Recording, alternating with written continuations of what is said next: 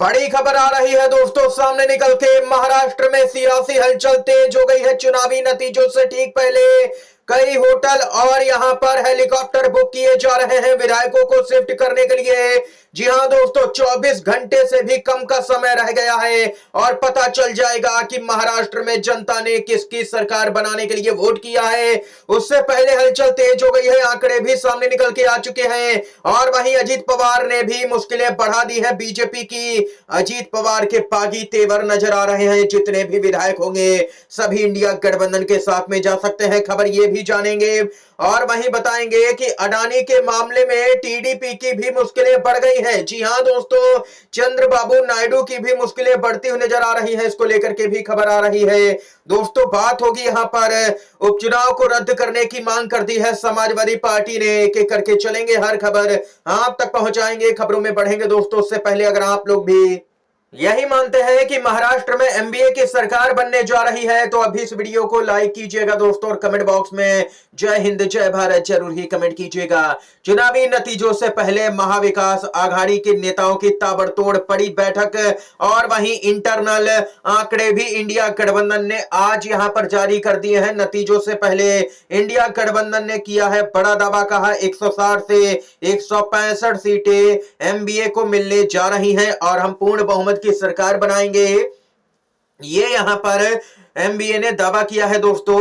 ये यहां पर बैठक हुई जिसके बाद में ये आंकड़े सामने निकल के आए। सभी पार्टियों के नेताओं ने अपनी अपनी जो यहां पर विधानसभाएं थी वहां से आंकड़े जुटाए और बताया कि हम कितनी सीटें जीत रहे हैं। टोटल आंकड़ा 165 सीटों का आया है दोस्तों। कांग्रेस पार्टी 60 प्लस सीटें जीत रही है, ये अपडेट भी है। और इतना ही नहीं, हमें सरकार बनाने से कोई नहीं रोक सकता है, संजय राउत का बड़ा बयान। और दूसरी तरफ नतीजे आते ही महाराष्ट्र से बाहर पहुंचाए जाएंगे एमबीए के सारे विधायक।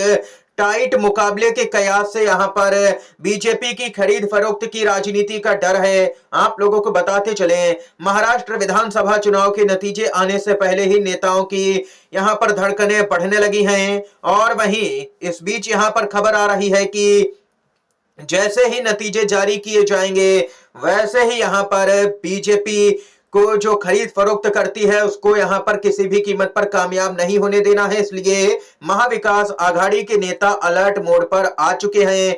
बताते चले कि संजय राउत कांग्रेस के नेता बाला साहेब थोराट और एनसीपी एसपी के जयंत पाटिल ने बड़ी मीटिंग की और इसमें साफ तौर पर कहा गया कि राज्य में यदि करीबी मुकाबला रहा तो फिर भाजपा और एकनाथ शिंदे दूसरे दलों में टूट की कोशिश कर सकते हैं। इससे बचने के लिए विधायकों को पहले ही बाहर यहां पर भेज दिया जाए। मीटिंग में तय हुआ है कि ज्यादातर विधायकों को कांग्रेस शासित राज्यों में भेजा जाए, जैसे कि कर्नाटक है, पड़ोसी राज्य और फिर तेलंगाना है। इन विधायकों को यहां पर कल शाम तक ही बाहर भेज दिया जाएगा। यानी कि नतीजों में विधायक घोषित होते ही नेता बाहर भेज दिए जाएंगे। इसको लेकर के होटल भी बुक कर लिए गए हैं, बसें भी तैयार हैं और यहां पर जो प्राइवेट जेट होता है वो भी पूरी तरह से तैयार नजर आ रहा है। यानी कि महाराष्ट्र में कुछ भी हो सकता है, किसी की भी सरकार बन सकती है। और भाजपा की खरीद फरोख्त की राजनीति को देखते हुए इंडिया गठबंधन ने इस बार यहां पर सारी ही तैयारियां कर ली है। कर्नाटक में भी सभी तैयारियां हो चुकी है, कुछ विधायक तेलंगाना भी भेजे जा सकते हैं दोस्तों। अगर आप लोग भी इंडिया गठबंधन के द्वारा उठाए गए इस कदम से सहमत है तो वीडियो को लाइक करके अपना समर्थन दर्ज करवाइएगा दोस्तों। इतना ही नहीं, खबर तो यहां तक आ रही है महाराष्ट्र से जहां पर अजीत पवार के बागी तेवर नजर आ रहे हैं। अजीत पवार यहां पर अगर 20 से 25 सीटें जीतते हैं तो वे इंडिया गठबंधन के साथ में जा सकते हैं, जिससे कि बीजेपी गठबंधन को तगड़ा झटका लगेगा। महाराष्ट्र में कई जगह पर एनसीपी कार्यकर्ताओं ने अजीत पवार को मुख्यमंत्री बनाने के पोस्टर लगाए, बीजेपी बौखलाई, पोस्टर हटवाए। जी हां दोस्तों, भाजपा किसी भी कीमत पर अजीत पवार को मुख्यमंत्री नहीं बनने देगी, ये अजीत पवार को भी अच्छे से पता है। इसीलिए अजीत पवार के गुट ने यहां पर तैयारी की है कि जल्द ही जैसे ही नतीजे आएंगे यहां पर अजीत पवार का जो गुट है वो यहां पर एमबीए को समर्थन दे सकता है और अजीत पवार कोई बड़ा खेल बीजेपी के साथ में करेंगे। महाराष्ट्र की जनता अगले 25 साल के लिए बीजेपी को छुट्टी देने वाली है। अगर वह इतने ही आश्वस्त हैं तो विधायकों को शिफ्ट करने के लिए चौपर क्यों बुक कर रहे हैं? प्रियंका चतुर्वेदी का यह भी कहना है दोस्तों। एमबीए ही नहीं, बीजेपी के जो यहाँ पर विधायक है उनको भी बाहर शिफ्ट किया जाएगा, क्योंकि बीजेपी और एकनाथ शिंदे में कई ऐसे नेता हैं जो या तो कांग्रेसी हैं या तो फिर उद्धव ठाकरे के करीबी हैं। वे भी यहाँ पर मजा चखा सकते हैं एनडीए को। दोस्तों ये यहाँ पर पूरी महाराष्ट्र की खबर थी, समय के सामने निकल के आई। दोस्तों आप लोगों की क्या कुछ राय है, आपके अनुसार महाराष्ट्र में किसकी सरकार बनने जा रही है, कमेंट बॉक्स में बताइएगा। दोस्तों इसके साथ ही एक और अपडेट की तरफ बढ़ते हैं। इसके साथ ही दोस्तों अपडेट यहां पर यह आ रही है कि अडानी की मुश्किलें कम होने का नाम नहीं ले रही हैं। अडानी के बचाव में भाजपा मैदान में कूद चुकी है। अडानी को बचाने के लिए पीएम मोदी और अमित शाह और पूरी भाजपा लग चुके हैं। और वहीं सवाल खड़ा हो रहा है कि अगर अडानी पर लगे आरोप सिद्ध हुए तो क्या नीतीश कुमार और चंद्रबाबू नायडू अपना समर्थन बीजेपी से वापस लेंगे। कई तरह के सवाल हैं।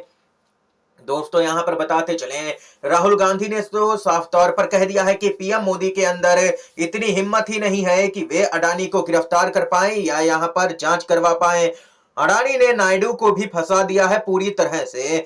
चंद्रबाबू नायडू सोच नहीं पा रहे होंगे कि क्या करें। जिसे रिश्वत दी गई वह अधिकारी तो उनके ही राज्य का ही है, मगर यदि उसका राज खुलेगा और उसने बहुत सारे राज खोले तो यहां पर क्या होगा। बात यह नहीं है कि डील जगन रेड्डी के कार्यकाल में हुई थी। इसका नाजुक पक्ष यह है कि इससे अडानी और मोदी भी जुड़े हुए हैं।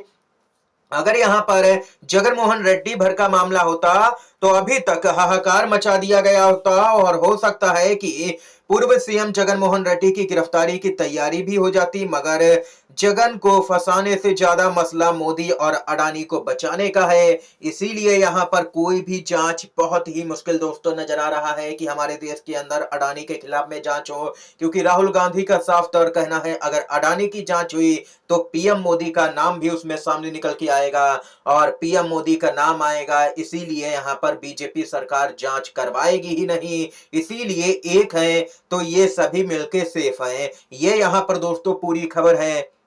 इसके साथ ही अपडेट ये आ रही है कि समाजवादी पार्टी ने कुंदरकी, मीरापुर और कानपुर के सीसामऊ में चुनाव रद्द करके फिर से चुनाव कराने की यहां पर दोस्तों मांग की है। ये अपडेट है। उपचुनाव में चुनाव आयोग को मिली है 314 शिकायतें। बूथ कैप्चरिंग, फर्जी मतदान की 314 शिकायतें मिली हैं। मीरापुर में 84, कुंदरकी में 76 शिकायतें प्राप्त हुई चुनाव आयोग को। करहल में 60 और गाजियाबाद में 2 शिकायतें मिली हैं। ये यहां पर दोस्तों देख सकते हैं कि जमकर के यूपी के उपचुनाव में फर्जीवाड़ा देखने को मिला है। जमकर के यहां पर पुलिस का, शासन प्रशासन, हर चीज का खुलेआम दुरुपयोग यहां पर बीजेपी की, आदित्यनाथ की सरकार ने दोस्तों किया है।